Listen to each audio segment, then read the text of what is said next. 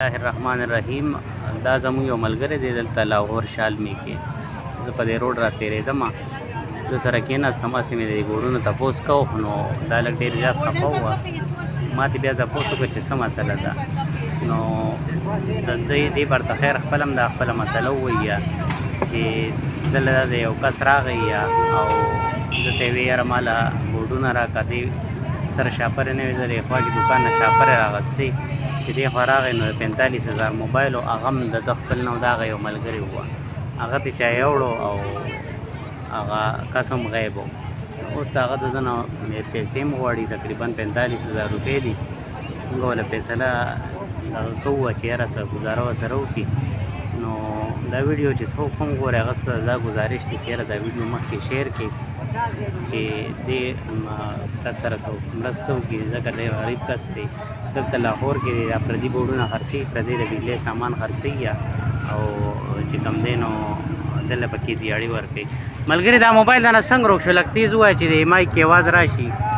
او د چا و موبایل و؟ موبایل د هغه سړي و اډې والا. صحیح شوه. سهار مې دا مال خرڅه و، سړی مال راغسته، هغه ماته 4,000 روپۍ مال اخیستی وي، حساب کړو. دا یو مې په 135 لګولې، یو مې دغه مال لګولې، حساب پلیمن نه کوي. کالکولیټر مې کړه، هغه نه موبایل واخیسته، ما هغه له حساب وکړو موبایل کې. موبایل کې مې حساب وکړو، شاپر کې مولا واچول، هغه وایي چې موبایل یې ما نه واخیست. دواړه موبایل ما سره هغه ما موبایل واخیسته او لاړ. اوس هغه ما 40,000 روپۍ غواړي او اتل دی نمبر یې مو بند کړ. ته ملګري دا کوم دی، کوم علاقې؟ زه شکلې یم. صحیح شوه.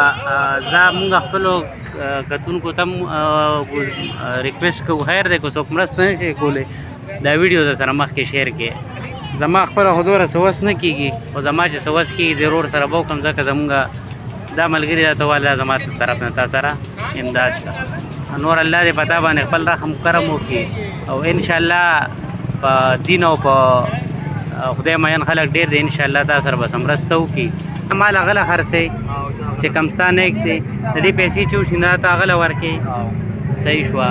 او دا خو نور کله دا ځای کې دا دوکانونه خوله وي، لکه دلته بار څوک مال نه شي لګولی. نن د اتوار ورځ ده، چونکې د بازار چوټي ده، نو دې د اتوار په ورځ خپله یو ورځ دپاره دا مزدورۍ دپاره دلته دا مال ولګي، دا خرڅوي. نو د دې ملګري نه چې کوم دی نو هغه هلک زما په مخ کې لکه پیسې غواړي او ده سره شته نه، ده سره خو د ډېره مزدوري هم کړې، که 1500 کړي یا خو به د ده د کور او یا دې دوره لرې راغلی د مزدورۍ چې کوم دی نو په هغې هم د ده کار نه کېږي. مونږ هم ورسره خپل د طرف نه چې زمونږ څه وس کېدو هغه مونږ وکړه.